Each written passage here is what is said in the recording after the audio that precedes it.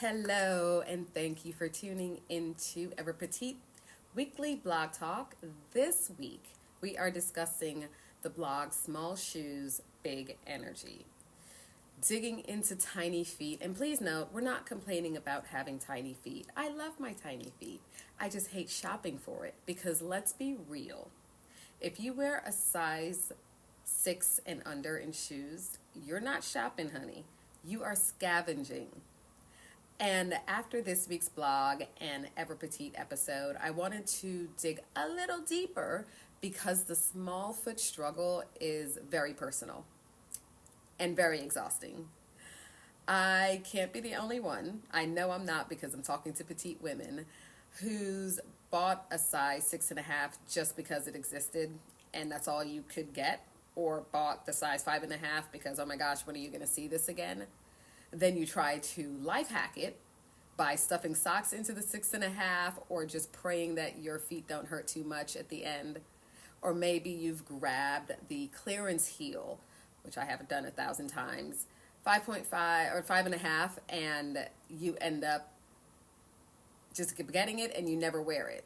Or you'll say, I'll grow into it or I'll figure it out, knowing damn well they're just not going to work. I've done all those things. And I need for y'all to not sit there and try to judge me because you've done it too.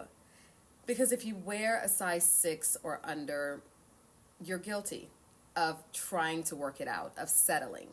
Because the truth is, being left out just isn't cute. Petite fashion has made some decent strides. More brands, more options, yes, and more petite labels stepping up. But I think with the shoe situation, we're kind of stuck in 2025. And you know what's wild? After all that talk from stores about supply chain inefficiencies or efficiencies, and we stock everything. We've got all the sizes. Some of the smallest sizes are still left out, which means we are left out. If you look at any major brand, they offer size 6 or even 5.5.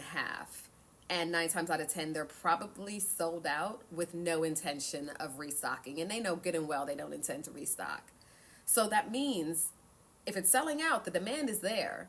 But instead of just adjusting and giving more to be met, brands are like, nah, they're not worth it. We're not going to do it. They're not worth the mold. Rude. Oh, and by the way, I'm also not over the fact that some retailers just start at 6 and then they skip half sizes, going up to 7 and 8. Like, come on. I'm worth a little bit more than that. But seriously, it's not just inconvenience, right? It isn't just about fashion frustration. It's about posture. If your shoes don't fit, then your whole gait, your appearance changes. Your hips follow, then your back starts to hate you. And trust me, honey, at this age, I'm very sensitive with my back. And then secondly, it's about presence. You're wobbling around in a heel that's too big, flopping off the back of your shoes, or you're like tiptoeing because it's killing your feet. It's seriously a safety hazard.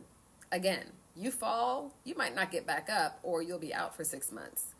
And, like I said, as I mature, one wrong step, right, I need to make sure I have shoes that fit, that work for me, even if they are 5-inch stilettos, and I know I shouldn't be wearing them. They need to fit. I need my size. And thirdly,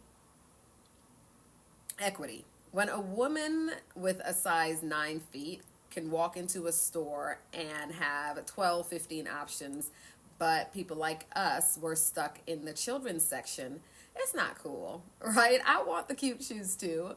We're not saying stock every half size and every color. We're not saying, load up on everything. We're just saying stop pretending that we don't exist, right? Just give us that. So some of my petite picks, I think I mentioned them in the blog, but in case you missed it, and also mentioned it in EP Weekly, Cinderella of Boston, they run down to size 2, and it's giving elegant auntie vibes. I'm telling you, they're fabulous. Petite small shoes is the holy grail for petite heels. Yes, they're a bit expensive, but they fit. Right, we got to pay for it, unfortunately, until the rest of the fashion industry catches up. We've got Rothy's and Vivia, which are great for eco-friendly brands, and you can find small sizes, and Nordstrom's and Zappos.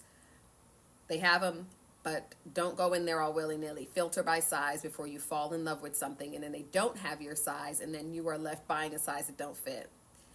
And for the record, I'm still waiting on Nike, Adidas, and other cool brands to offer a full range of shoes under size 6.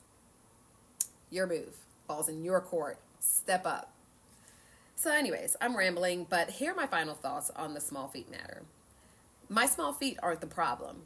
It's small thinking by the fashion industry. And the more we talk about it, the more we push brands to see that we're not just a cute bonus. We're actually paying customers and we're used to paying more. So you're missing out on tons of money with us. So please speak up. Tell me what's going on in your world. Share your story. We're going to fix this one foot at a time, right? What are some of the shoes that you'd purchase that are in size 6 or under? What are those brands? Please share them so I can blast them up so other petite women can take advantage. What are some of your funniest or most ridiculous, I'm going to squeeze into these shoes, or I'm going to just get a size bigger because that's all they had and it made my outfit? Share it with us. Share it with the community. We're already talking about it in the Circle community. And if you haven't joined yet, what are you waiting for? Come join your friends. We're a good group. We're talking about it. We're changing the fashion industries. So if this video resonated, if you've got comments, please like, subscribe, comment. You can even judge me and cuss me out and say, Heffa, just be happy that you've got size small feet and not size 13 as a woman, which I am grateful of. And I do feel for women with the larger feet. We're in the same boat. We're going to fix this together. All right. Thanks, guys.